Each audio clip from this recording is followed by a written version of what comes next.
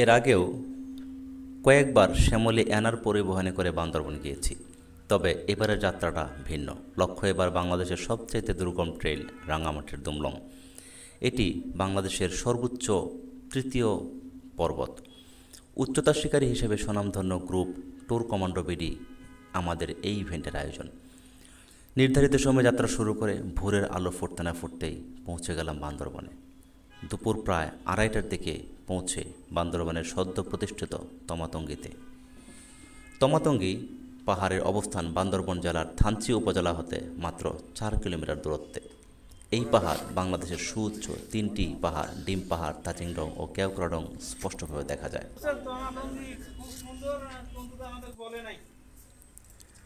তবে এটি এখনও পর্যটকদের জন্য খুলে দেওয়া হয়নি, যার ফলে এখানে উঠতে সেনাবাহিনীর বাধার মুখে পড়তে হয়। বন্ধুরা, আমরা এখন আছি বান্দরবনের তমাতঙ্গিতে। আপনাদেরকে একটা জিনিস একটু দেখায় রাখি। ওই যে ওইটা হচ্ছে তাজিংডং, তাজিংডংয়ের চূড়া। আর ওই যে ওইটা হচ্ছে কেওক্রাডং। তমাতঙ্গি হতে কেওক্রাডং, আর এই হচ্ছে তমাতঙ্গি হতে তাজিংডং, বান্দরবনের সদ্য প্রতিষ্ঠিত তমাতঙ্গি।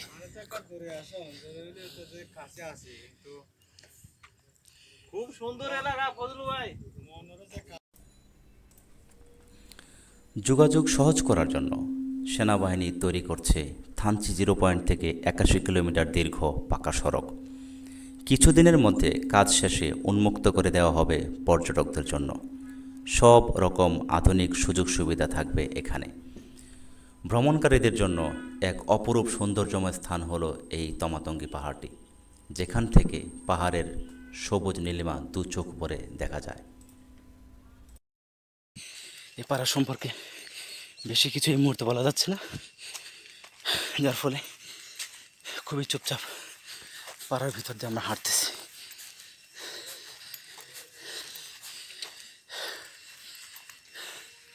দাদা নমস্কার। নমস্কার। তো আমরা এখন বাকলাইপাড়া দিয়ে বের হচ্ছি, বাকলাইপাড়ার ভিতর দিয়ে হাঁটতেছি। দেখুন, এই হচ্ছে সেই ঝর্ণা, দেখতে পাচ্ছি। আর এই যে এখন আমরা চলে যাবো এদিকে। এই পথে এখন সামনে এগোবো।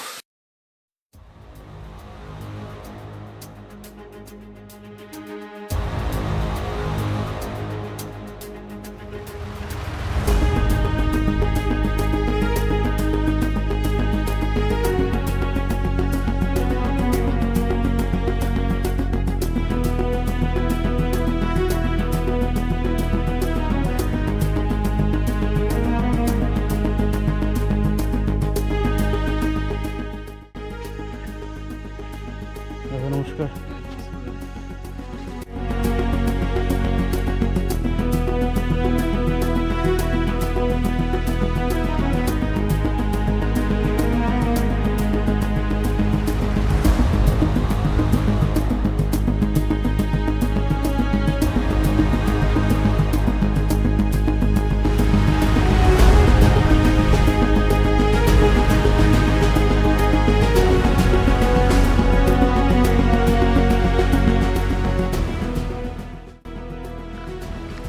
বন্ধুরা, আমরা বাকলাইপাড়া পার হয়ে এখন সামনের দিকে এগোচ্ছি।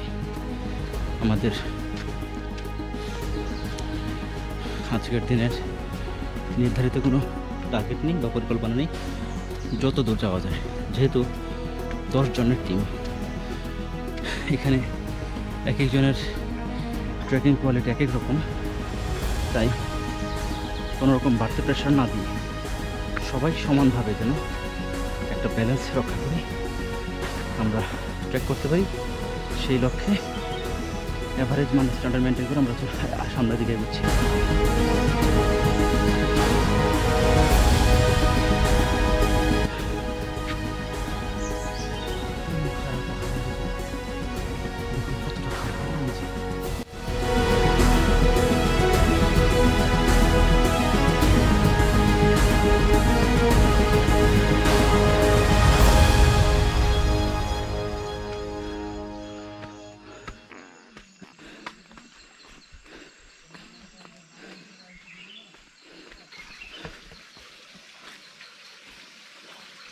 বন্ধুরা, এই যে এখন আমরা এই গাছের সাঁকো পার হচ্ছি।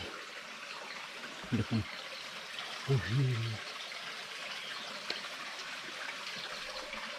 এই দেখুন, ঠিক এই গভীর থেকে এসে এই যে গভীরে চলে গেছে, এইদিকে চলে গেছে এই। আর এই আমরা এখন বাঁশের গাছের সাঁকোটি পার হচ্ছি, যেটি পাহাড়ে খুবই কমন একটি বিষয়। বেশ, যেখানে খালের মতো সেখানে বাঁশ অথবা গাছ দিয়ে সিঁড়ি বা ব্রিজ বানিয়ে দেওয়া হয়েছে পাহাড়ি মানুষের চলাচলের সুবিধার জন্য।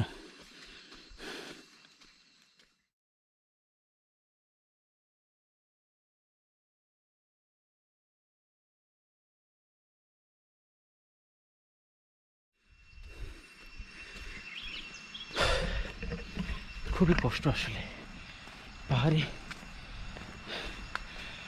চলাচল বরাবরই কষ্টের কাজ। এগোচ্ছি বাকলাই পাড়া রাস্তা দিয়ে। চলুন সামনের দিকে যাওয়া যাক।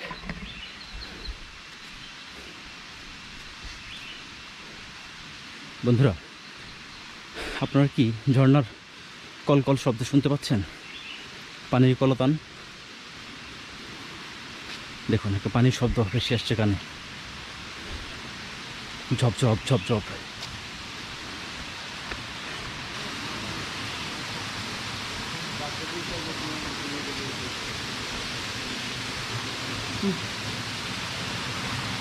জঙ্গলের ভিতরে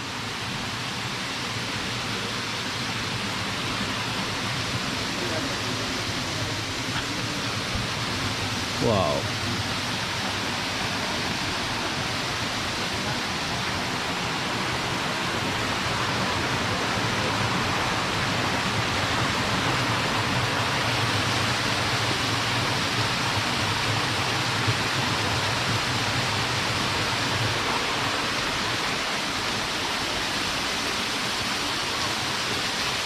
সাদুল ভাই,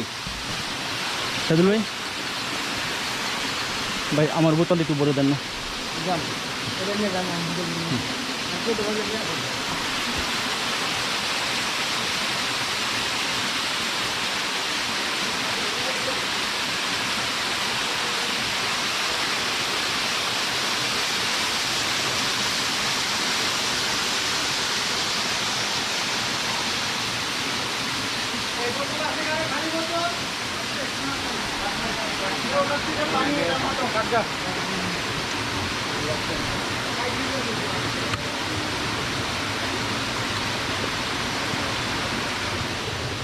আমার এই বোতলটা একটু কষ্ট করে দেবেন। Thank you.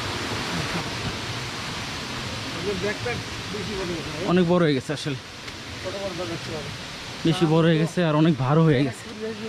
হ্যাঁ হ্যাঁ, সেটাই।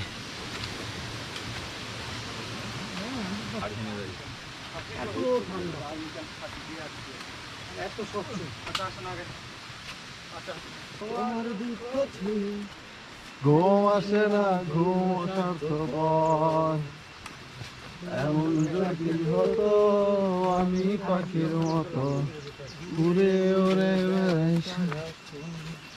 প্রথম দিন খুব ক্লান্ত লাগতেছে। হ্যাঁ, প্রথম দিন একটু ক্লান্ত লাগে, দেন আমি আগে যাই। ফিরবো ঘরে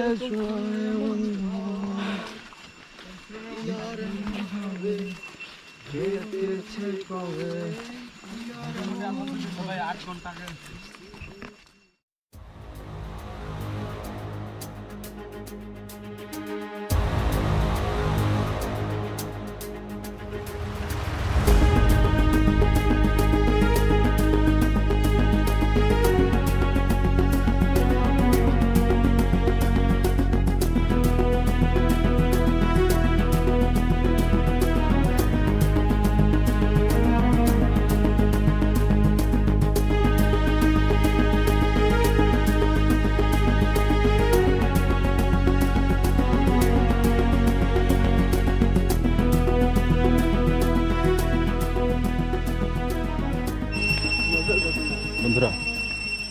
ঝিঁঝি পোকার ডাককে শুনতে পাচ্ছেন? খুব ভালো করে লক্ষ্য করে শুনুন তো, পাহাড়ের ঝিঁঝি পোকার ডাক কেমন হয় দেখেছেন? কি চমৎকার! পাহাড়ের এই নিজস্বতা আমার খুব ভালো লাগে, আমাকে খুব টানে। পাহাড়ের এই স্বকীয়তাগুলো, পাহাড়ের এই বৈশিষ্ট্যগুলো আসলে বারবার পাহাড়ে টেনে আনে।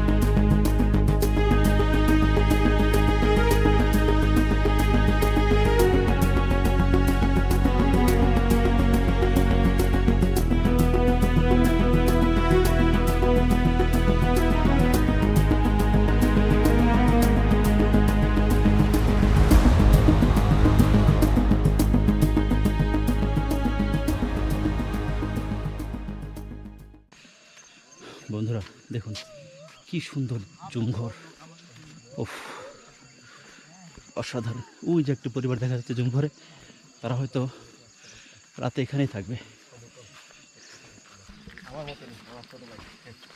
আজকের দিনের প্রায় সন্ধ্যা নিয়ে আসছে, সন্ধ্যার কাছাকাছি এই সময়টাতে আমরা এখন আমাদের আজকের দিনের যে নির্ধারিত ট্রেল রয়েছে তার মাঝামাঝি অবস্থানে আছি। আশা করছি আমরা যে সুনির্দিষ্ট পরিকল্পনা অনুযায়ী এগোচ্ছি সেই লক্ষ্যে ততটুকু রাস্তা, আজকের দিনের সুনির্ধারিত রাস্তাটুকু আমরা পার হতে পারবো। এবং এটি খুবই একটি পজিটিভ দিক যে আমাদের টিমে যারা আছেন প্রত্যেকেই আলহামদুলিল্লাহ বেশ স্বাবলম্বী।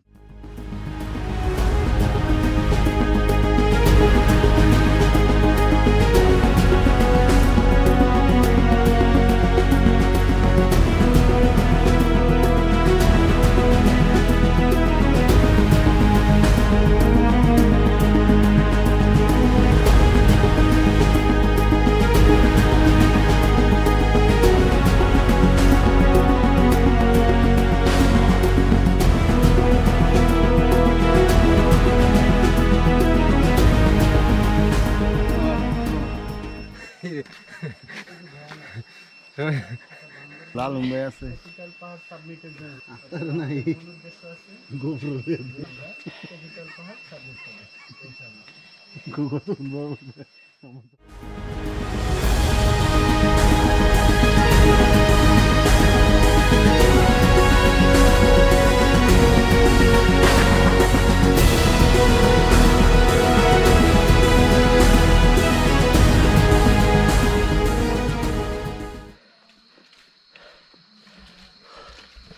বন্ধুরা মাই গুডনেস, আল্লাহু আকবার! দেখুন কি বিশাল একটা গাছ। আমি জানি না ক্যামেরা চোখে বোঝা যাচ্ছে কিনা, বিশাল বড় একটি গাছ। মনে হচ্ছে 1 থেকে 150 বছরের পুরনো এই গাছটি পুরো জঙ্গলের অর্ধেকটা দখল করে রেখেছে। দেখুন কি গহীন জঙ্গলের মধ্যে আমরা প্রবেশ করেছি। বাহ, অসাধারণ! বন্ধুরা আমরা এখন বাকলাইপাড়া থেকে তাইকং পাড়ার দিকে যাচ্ছি। সেই পাড়ার পাশ দিয়ে একটি বাইপাস রাস্তা চলে গেছে কপিতালের দিকে। সেই কপিতাল সাবমিট করা আমাদের আজকের প্রধান লক্ষ্য। কপিতাল সাবমিট করে আবার তাইকং পাড়ায় এসে ওখানে রাত্রি যাপন করা। তো এই হলো আমাদের আজকের প্রথম দিনের পরিকল্পনা। দেখা যাক সেই পরিকল্পনা মোতাবেক কতটুকু আগানো যায়। আশা করি আমাদের এই জার্নিতে ধৈর্য ধরে আপনারা আমাদের পাশেই থাকবেন বরাবরের মতো।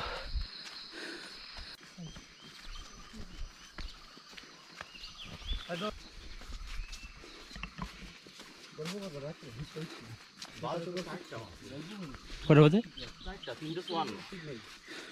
না, 4টা বাজার 1 ঘন্টা সময় আছে, বুঝো না? মাগরিব 5:30টায়।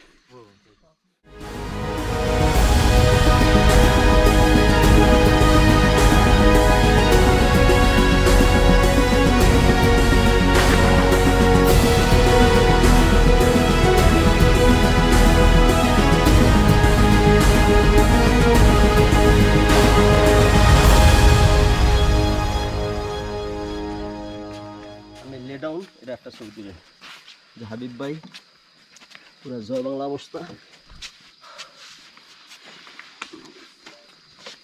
বন্ধুরা, এইমাত্র আমরা থাইকংপাড়ার ঠিক আগ মুহূর্তে যে একটি বিশ্রাম জায়গা রয়েছে সেই বিশ্রাম জায়গায় আমরা সবাই বিশ্রাম নিচ্ছি।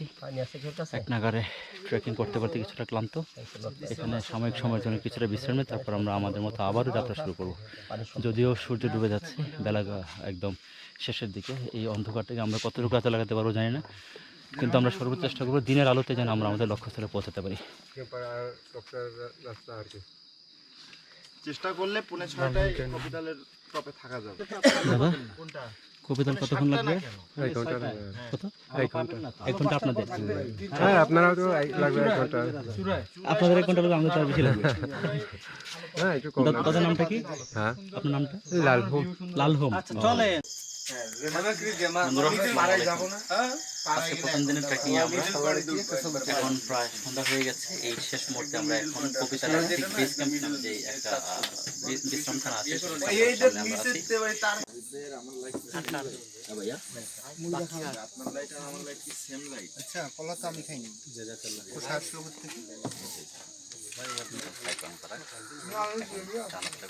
এখানে একটু চা বিশ্রাম করে তারপর আমরা বন্ধুরা আমরা থেকে কি পরিমাণ ডেঞ্জারাস একটা ট্রেক, এটা যে না সেইটা ফিল করতে পারবে। আর কি পরিমাণ ঝোঁকের উৎপাত, ও মাই গুডনেস, আনবিলিভেবল। এমন কোনো মানুষ নাই যাকে ঝোঁকে কামড়ায় নাই। প্রত্যেকটা মানুষকে একাধিক ঝোঁকে মানে অস্থির। আমি আপনাদেরকে একটা নমুনা দেখাই। এই যে একটু আগে একটা ঝোঁক ফেললাম আমি, এই দেখেন, এই যে রক্তটা খেয়েছে আমার পাড়া দেখেন, এই হলো রক্ত।